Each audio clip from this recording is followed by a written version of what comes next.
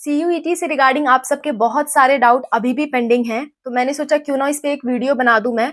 और सब्जेक्ट से रिलेटेड आपके जितने भी डाउट हैं, चाहे वो किसी भी स्ट्रीम के सब्जेक्ट से रिलेटेड हो, वो सारे डाउट आज मैं क्लियर करूंगी। और किन किन क्वेश्चन का आज मैं आंसर देने वाली हूँ, ये भी मैं आपको बता दे रही हूँ। सबसे पहली बात, आप किसी भी स्ट्रीम के हो, सब्जेक्ट सिलेक्शन को लेके अगर कंफ्यूजन में हो तो ये वीडियो बिल्कुल आपके लिए है। दूसरा डाउट मैं क्लियर करूंगी कि कितनी यूनिवर्सिटीज आपको सेलेक्ट करनी चाहिए, क्या यूनिवर्सिटी प्रायोरिटी वाइज सेलेक्ट करनी चाहिए कि आपको इस यूनिवर्सिटी में एडमिशन लेना है तो उसको पहले डालें, क्या ऐसा हमें करना चाहिए। चौथी बात हम देखेंगे कि कौन कौन सा पेपर सेलेक्ट करना ठीक रहेगा और कितना पेपर सेलेक्ट करना ठीक रहेगा। ठीक है। पांचवा, क्या सभी पेपर में पास होना जरूरी है।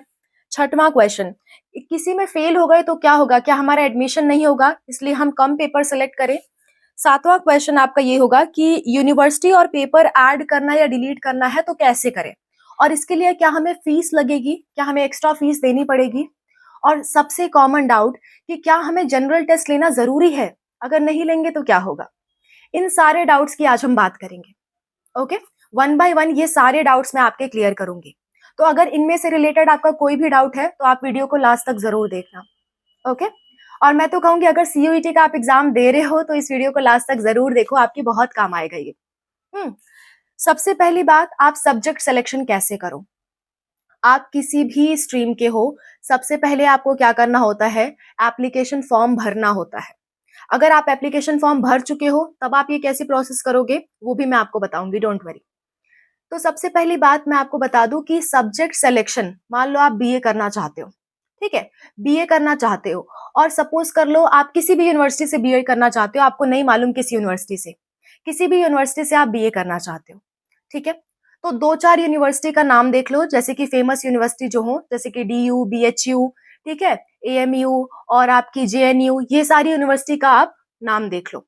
हम्म, तो आप जब एप्लीकेशन फॉर्म फिल करने जाओगे तो कोर्स में बीए डाल देना और ये चारों यूनिवर्सिटी का नाम आप डाल देना, ठीक है। और इनके जो भी सब्जेक्ट आपको दिखे, जो जो सब्जेक्ट आपको दिख रहे हैं उन सारे सब्जेक्ट में आप पेपर दे देना। समझ में आ गया सब्जेक्ट सिलेक्शन कैसे करोगे, यही एक प्रोसीजर है। अगर एक से ज्यादा कोर्स में भी आपको एडमिशन लेना है तब भी आपका यही काम है। जैसे मान लो आपने बीए के लिए देखा, बीए के लिए तीन चार सब्जेक्ट आपको कॉमन दिख रहे हैं, तो उन चारों सब्जेक्ट को आपने भर दिया। फिर आप करना चाहते हो बी फार्मा करना चाहते हो, आप श्योर नहीं हो कौन सा कोर्स करना है, तो बी फार्मा के लिए फिर से आप यूनिवर्सिटी ऐड करोगे, उनके सब्जेक्ट कॉम्बिनेशन देखोगे, उसके बाद उन सब्जेक्ट के पेपर को आप फॉर्म में भर दोगे। एक बात याद रखना, मैक्सिमम 10 सब्जेक्ट्स आप भर सकते हो, इससे ज्यादा नहीं भर सकते, ठीक है।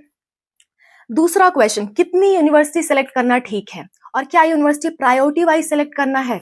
नहीं, आप कितनी भी यूनिवर्सिटी सेलेक्ट कर सकते हो। आप 2 यूनिवर्सिटी सेलेक्ट करो तब भी कोई दिक्कत नहीं है, आप 10 सेलेक्ट करो तब भी कोई दिक्कत नहीं है। यूनिवर्सिटी सिलेक्शन यहाँ पे आपकी काउंसलिंग नहीं हो रही है, आप सिर्फ यूनिवर्सिटी सिलेक्शन इसलिए कर रहे हो ताकि आप उनके टेस्ट पेपर्स को देख सको। जैसे मान लो अगर आपने 4 सब्जेक्ट में टेस्ट दिया, तो जो जो यूनिवर्सिटी ये 4 सब्जेक्ट मांग रही होंगी उन सारी यूनिवर्सिटी में आप अप्लाई कर सकते हो, भले आपने उसको एप्लीकेशन फॉर्म में भरा हो या ना भरा हो, ठीक है। आप यूनिवर्सिटी सिर्फ इसलिए ऐड करते हो ताकि आपको सब्जेक्ट कॉम्बिनेशन पता चल जाए, ठीक है, इसीलिए यूनिवर्सिटी ऐड की जाती है। हो सके तो कम से कम 6-7 यूनिवर्सिटी आप सिलेक्ट करो, ठीक है, ताकि आपको पेपर कॉम्बिनेशन अच्छे से पता चल जाए। और पेपर आप हिंदी मीडियम या इंग्लिश मीडियम दोनों में दे सकते हो। ओके।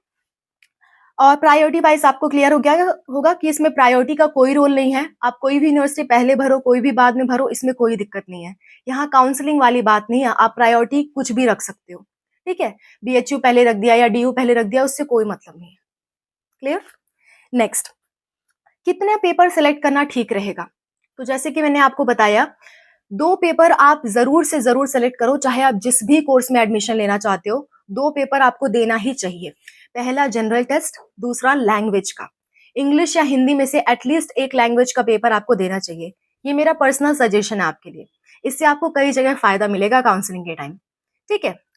और एक और बात, अगर इसमें आप फेल हो गए तो कोई बात नहीं, जो यूनिवर्सिटी इन पेपर को नहीं मांगती होगी उन यूनिवर्सिटी में आप एडमिशन ले सकते हो, ठीक है। ये 2 पेपर मैं आपको इसलिए देने कह रही हूँ ताकि आपका बहुत सारे, आप इसमें क्वालिफाई भी कर जाते हो तो आप बहुत सारी यूनिवर्सिटी के लिए एलिजिबल हो जाओगे कि उनमें आप अप्लाई कर सको। जैसे दिल्ली यूनिवर्सिटी, दिल्ली यूनिवर्सिटी एक आपका लैंग्वेज टेस्ट और एक आपका जनरल टेस्ट ये ज़रूर माँगती है, चाहे वो जो भी कोर्स हो। तो अगर आप इसमें एग्ज़ाम दे रहोगे, तो आप दिल्ली यूनिवर्सिटी में अप्लाई कर सकते हो। ऐसे बहुत सारी यूनिवर्सिटी में आप अप्लाई कर सकते हो। पर अगर इसमें फेल भी हो गए आप, तो कोई कोई दिक्कत नहीं है। आप डोमेन सब्जेक्ट से जो यूनिवर्सिटी सिर्फ़ डोमेन सब्जेक्ट माँगती होंगी, आप उसमें अप्लाई कर सकते हो काउंसलिंग के टाइम। अभी आपको कुछ करने की ज़रूरत नहीं है। ये सब काउंसलिंग के टाइम पे होगा। बस आप 2 पेपर ज़रूर सेलेक्ट करना, जनरल टेस्ट और इंग्लिश, और साथ-साथ इंग्लिश या हिंदी में से कोई भी, और जनरल टेस्ट हिंदी, इंग्लिश किसी में भी आप दे सकते हो, कोई दिक्कत नहीं है। और इसके साथ-साथ सिर्फ़ यही दोनों नहीं सेलेक्ट करने हैं, इसके साथ-साथ आपके डोमेन सब्जेक्ट कैसे सेलेक्ट करना है मैंने बता दिया। कोर्स फिल करना, यूनिवर्सिटी फिल करना, सब्जेक्ट्स आ जाएँगे। ठीक है? कैसे करना है अभी मैं लास्ट में आपको एक वीडियो के थ्रू बता दूँगी। ओके?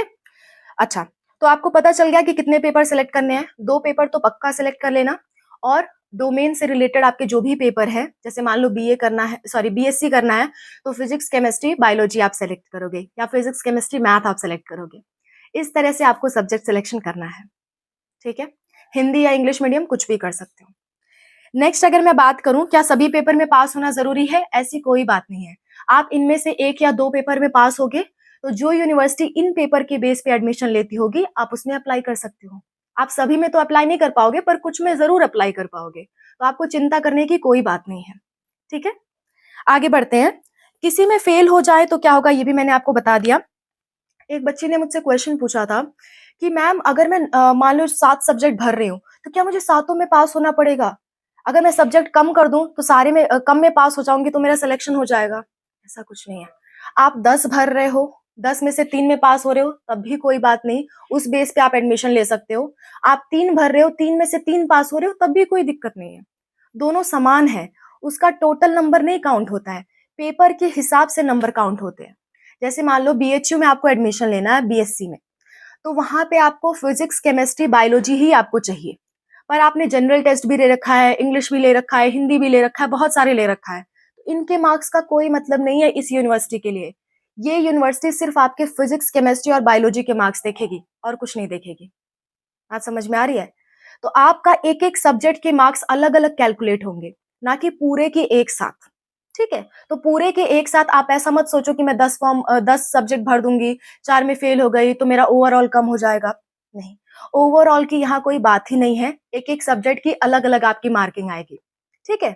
1-2 सब्जेक्ट, 3 सब्जेक्ट में भी पास हो, कोई दिक्कत नहीं है। आप अपनी यूनिवर्सिटी के हिसाब से अप्लाई कर दोगे। मैं काउंसलिंग के टाइम पे आपको इसके लिए हेल्प करूँगी। ओके? नेक्स्ट, यूनिवर्सिटी में अगर मान लो आपको अब ख्याल आ रहा हो कि मुझे नहीं, मुझे 2-4 पेपर और देने हैं, 2-4 सब्जेक्ट और ऐड करने हैं, तो मैं कैसे करूँ? अभी मैंने सबमिट कर दिया फॉर्म, तो क्या मैं अभी भी एडिट कर सकता हूँ या कर सकती हूँ? तो हाँ, बिल्कुल अभी भी आप एडिट कर सकते हो, ठीक है? कैसे करोगे मैं आपको पूरी प्रोसेस बता देती हूँ। स्क्रीन पे आपको दिख रहा होगा। 1 मिनट रुक जाओ, मैं आपको अभी दिखाती हूँ। देखो, स्क्रीन पे आपको दिख रहा होगा, सबसे पहले मैंने अपना एप्लीकेशन नंबर और अपना क्या डाल दिया है, पासवर्ड डाल दिया है। पासवर्ड डालने के बाद लॉगिन जैसे ही करेंगे, इसके बाद क्या होगा, यहाँ पे एक देखो ऑप्शन आ रहा है प्रोसीड टू नेक्स्ट सेक्शन। उस पे क्लिक करने के बाद वापस से आपको प्रोसीड टू नेक्स्ट सेक्शन करना है। उसके बाद देखो यहाँ यूनिवर्सिटी का ऑप्शन आया, तो मैंने अपडेट पे क्लिक कर दिया। यहाँ से फिर से आप यूनिवर्सिटी सिलेक्शन कर सकते हो, जो भी आपको यूनिवर्सिटी चूज़ करना है आप कर लेना। उसके बाद बगल में सब्जेक्ट है, सब्जेक्ट को आप सेलेक्ट कर लेना। देखो मैंने नहीं किया था, यूनिवर्सिटी पहले सेलेक्ट करो, कोई भी। जैसे मान लो मैंने कौन-सी यूनिवर्सिटी सेलेक्ट की है, मैंने एक यूनिवर्सिटी सेलेक्ट कर ली है, फिर उसके बाद मैंने आपका कोर्स सेलेक्ट कर लिया और वहाँ पे फिर ऐड कर सकते हो आप, ठीक है? ऐड करने का ऑप्शन नीचे आ जाएगा, आप कर सकते हो।